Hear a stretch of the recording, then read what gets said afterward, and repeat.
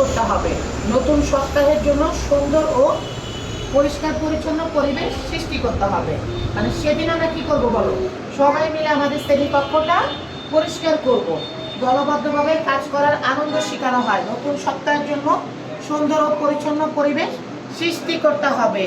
তাহলে দেখো, আর ডেইলি আমরা কি কাজগুলো করব? ডেইলি আপু আমি দেখো বাবা, ডেইলি ক্লাসরুম রুলস, আমাদের ক্লাসরুমের ডেইলি কিছু রুলস আছে, সেটা আমাদেরকে মেনে চলতে হবে। আমি সিট ডাউন। কি কি করতে হবে বলো? Before entering clean hands and feet. যখন আমরা প্রবেশ করব সাথে সাথে আমাদের হাত এবং পা পরিষ্কার করব। আচ্ছা, before going home wash hand and face. আমরা যখন এখান থেকে চলে যাব তখন আমাদের হ্যান্ড ওয়াশ করব এবং ফেসটাকে ক্লিন করব যখন এই জায়গা থেকে আমরা চলে যাব। Shoe habit, keep shoes in the right place. আমাদের জুতা রাখার একটা জায়গা আছে না, আমরা ঠিক সেই জায়গায় আমাদের জুতাগুলো রেখে দিব।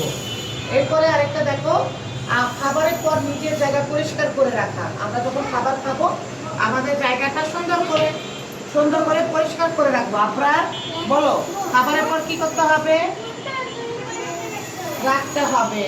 Very good. ব্যবহার করার সব জিনিস যথাস্থানে রেখে যাওয়া। যেটা যে জায়গায় ব্যবহার করবা সেটা সেই জায়গায় রেখে আসতে হবে। ওকে। ময়লা ডাস্টবিনে ফেলা। টিস্যু ব্যবহার করার পরে আমরা কোথায় ফেলবো?